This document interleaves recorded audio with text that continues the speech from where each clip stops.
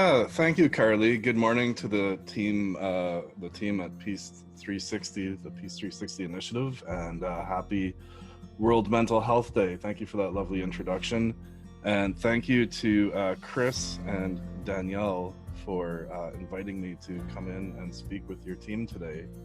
I've been asked to talk a little bit about conflict management and mental health and what's the nexus or the connection between the two.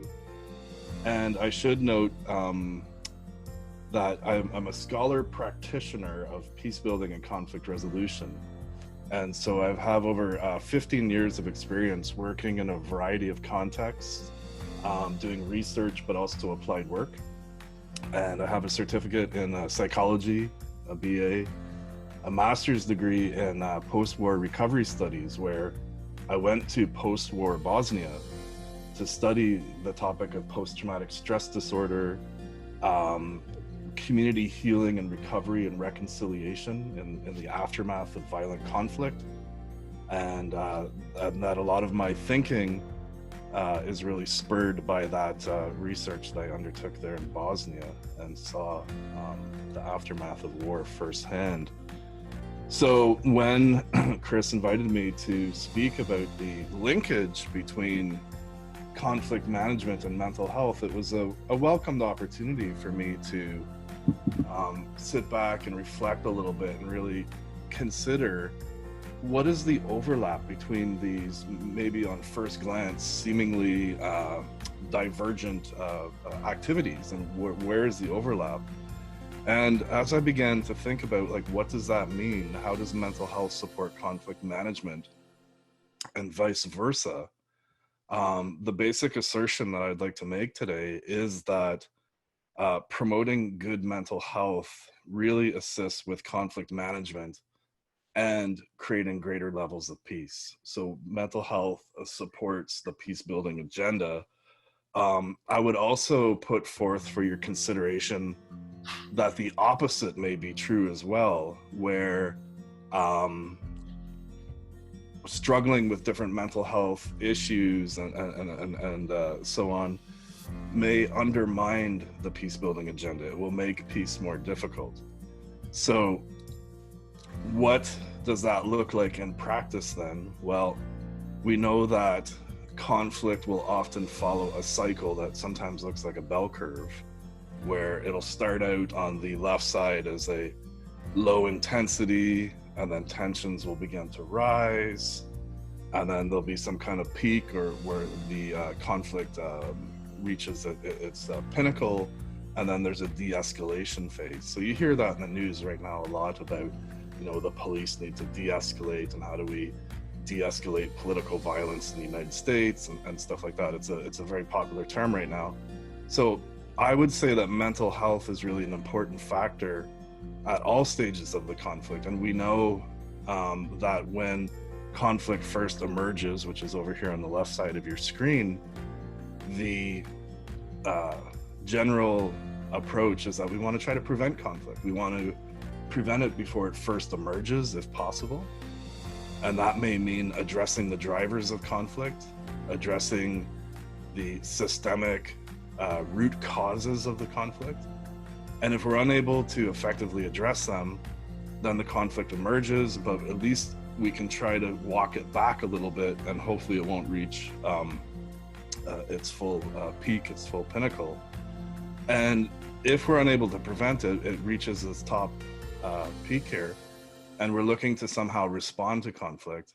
And then there's this phase afterwards of recovery. And so that's some of the work that I did in post-war Bosnia, where I was looking at, they went through the war here, and there was various different responses. There were mediators who were trying to, and they did eventually reach a peace agreement, the Dayton Accords.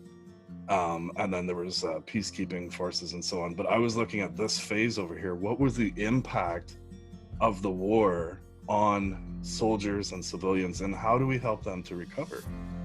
Just as a side note, what I discovered in that research project was that the international community was funding a whole lot of work, which is really great, in the post-war phase. And they were doing it under the name of trauma recovery, trauma healing, reconciliation. But the range of projects and the range of work that I saw happening in this recovery phase was vast. I saw everything from funding projects for young kids to play football or soccer, I guess they call it in Europe, sports basically. They were funding women to come together and learn vocational skills, learn jewelry making, and have dialogue. And what I found is that a lot of that works for kind of mild cases of post-traumatic stress disorder, and it helps with community healing. It helps people to come together. And in particular, when there's a stigma against mental health and there's a stigma against seeking treatment, then it's okay to run these projects where you say it's a vocational training project and people are learning employment skills. But inevitably what happens is they're chatting with one another and they're connecting and they're sharing stories and they're learning, like, my experience isn't really so different from your experience. And it's creating that sense of community and connection. And there's a healing function provided through those types of projects, the sports projects, the vocational projects, and so on and so forth. Unfortunately, however, though, there are some people who require their PTSD is so severe that that's not enough to really help them to move forward and to heal. And in those particular cases, what I argued in my master's thesis was that clinical Western style psychiatry, psychological help, possibly medications, because one of the main issues with PTSD is this hyper elevation of the entire system. So sometimes some medication can help, but it shouldn't be used on its own. It should be combined with other treatment options. So in sum here, at all stages of the conflict escalation cycle, pardon me, mental health plays an important part. So if we want to dig into this a wee little bit deeper, and that's what we're going to do on the next slide, I present to you here a table where on the first column on the far left, we have maybe what we would call, I don't know, there's a negative sign up there, but we would say like emotions and states of being that are more in the negative direction. And then in the next column over, your middle column, we've got more positive kinds of emotions and states of mind. And then in the right column, we've got how does that particular positive emotion or state of mind, how does that contribute to peace building? So if we start with alienation, that's the opposite of feeling connected with people and feeling linked. And so the opposite of that is building up the sense of connection. And the reason why that is important for peace building is because it turns them into us. And so we know from looking at polarized societies and polarized conflicts, one of the first steps is the two sides. They dehumanize one another and they say it's us versus them. And it's this black or white thinking. And the way to overcome that then is to build up this sense of connection amongst people. What about the next one? What about despair? Maybe you felt despair at certain points in your life. The opposite of despair, I would put forth, is the notion of hope, to be hopeful. And that can energize and motivate us. So if you have despair about the future, you want to give up. You say, there is no hope. There's no point in trying to make any positive changes. There's no point in going on. And so hope is a powerful, positive emotion that's that helps to energize and motivate us towards change and making peace. I like this one, and I kind of struggled with this. And a lot of conflict situations are sometimes fueled by this notion of, not my problem. I'm not getting involved in it. I got other things to do. And it's a sense of, again, it's a bit of a lack of connection, but it's saying that I'll live my life and you live your life, and I don't care if you're struggling or I don't care if you're not doing well. That's not my problem. Not my problem to help out people who are struggling with addiction or don't have food security or whatever it may be. So I was figuring that's not very helpful to peace building. And I thought to myself, well, what is the opposite of that kind of mentality about, yeah, not my problem? And I thought really the opposite of that is empathy. And empathy, which is different from sympathy. Sympathy is feeling sorry for somebody. Empathy is saying, I know what it's like to be in your shoes. I can understand what things are like from your perspective. And I may feel sympathy for you because of that. I feel sorry for you, but empathy, it's a powerful way of connecting people. And so when we can turn that mentality of shrugging your shoulders and saying, not my problem, and convert that to more of an empathetic approach, what that does in terms of supporting the peace building agenda is it helps us to recognize the shared humanity of others. And so we want to help others. Depression, a major problem.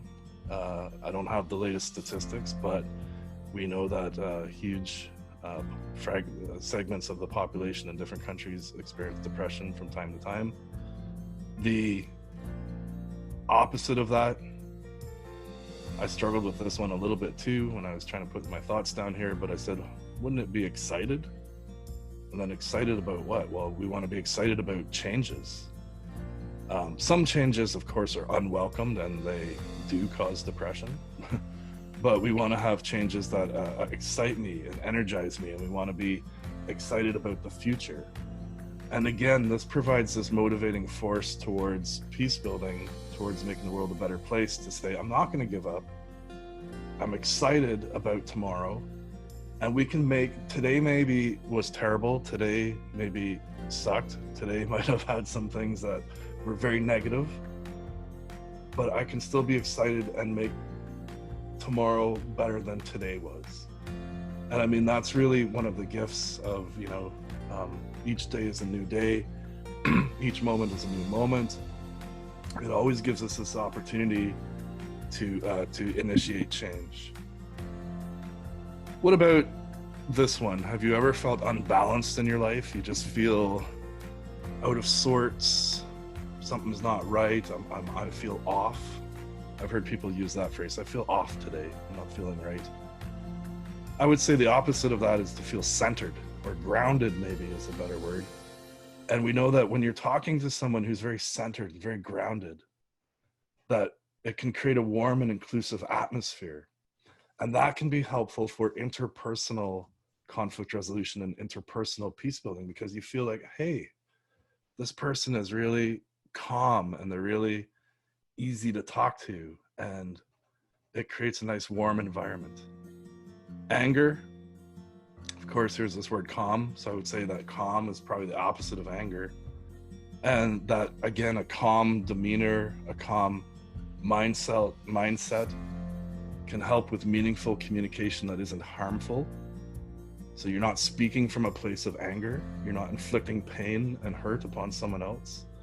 And basically, when you're calm and you're speaking from a place of calmness and not a place of anger, you're setting a positive tone for the conversation again. Trauma, feeling traumatized. I would posit, or I would put forth for your consideration, that the opposite of feeling traumatized is to feel whole, to feel complete. And if you can move from being traumatized to feeling like a whole and complete person, then what you're doing in terms of motivating others is you're setting an example for others that forgiveness, healing, and reconciliation is indeed possible. There are some people who are victimized and they live in that state of victimization. They don't want to move forward, or they can't move forward. And for people that are able to do that, and they're able to come back together and feel complete and whole, it sends a powerful message that, hey, I can forgive, I can move on, we can set aside our differences, we can heal, we can reconcile. Last one for you here, feeling disconnected. It's a little bit like unbalanced, I guess, a little bit. I feel disconnected today. I'm not feeling all here. So the opposite of that is to be fully present and mindful in this moment.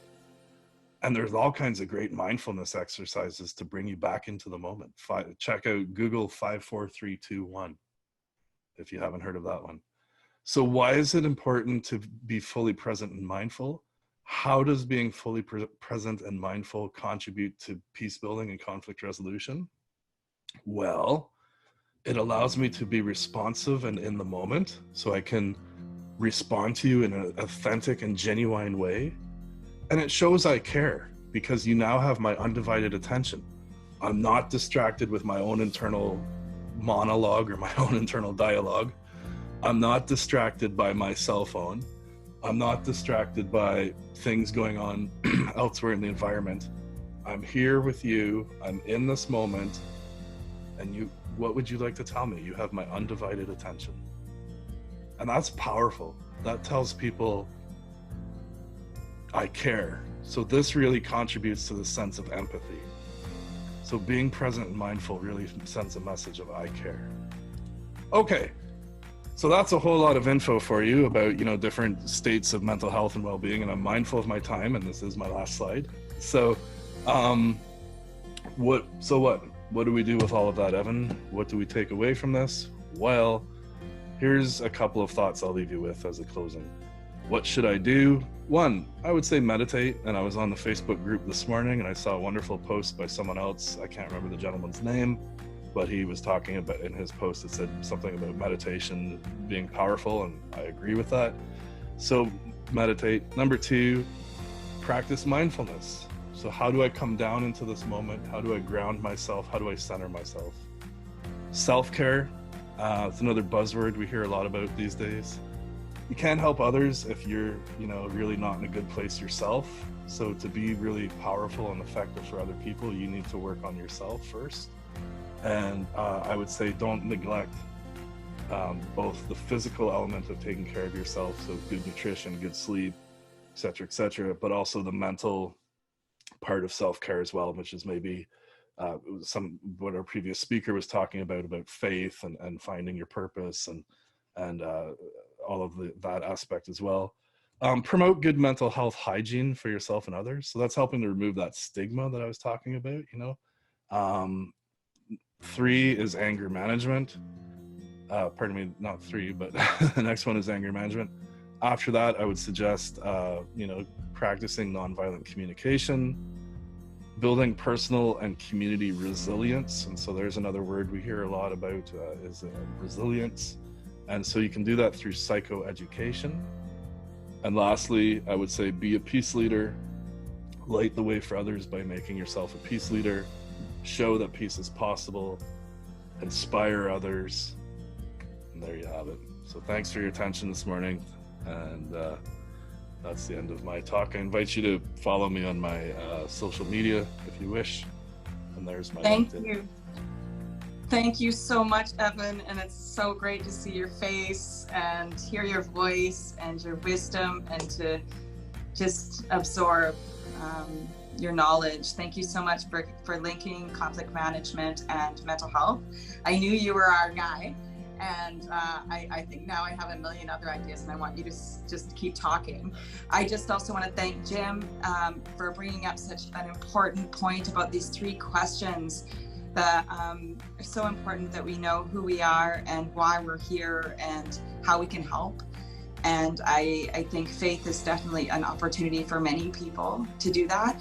I'd like to link what I'm hearing from both of you just quickly is this idea of community. You mentioned a lot about community, both of you, and liberation. So freedom and being liberated. I heard, when we build connection, and then I heard when we move past the connection piece, we have an opportunity to mobilize our mental health or our mental illness and come together, talk about ways that we feel oppressed and what the trauma looks like, and unite our voices and move beyond the idea of being a victim of something towards being a change agent, a peacemaker. And putting this to action is so liberating and healing. And that's really what the work we're doing here is. Healing each other through action and taking our lived experience and learning how to transform our communities through nonviolent communication, through really effective peace building skills. So we're grateful to have both of you here so we could learn our greater language. I loved, Evan, that you mentioned nonviolent communication. I am a big fan of Rosenberg's work, and you know I am. And I am so looking forward to bringing this work to Peace360. Thank you both so much. I encourage everybody on this call to reach out to Jim and Evan, follow them both. Their knowledge is vast, and we are grateful. Thank you for joining us today.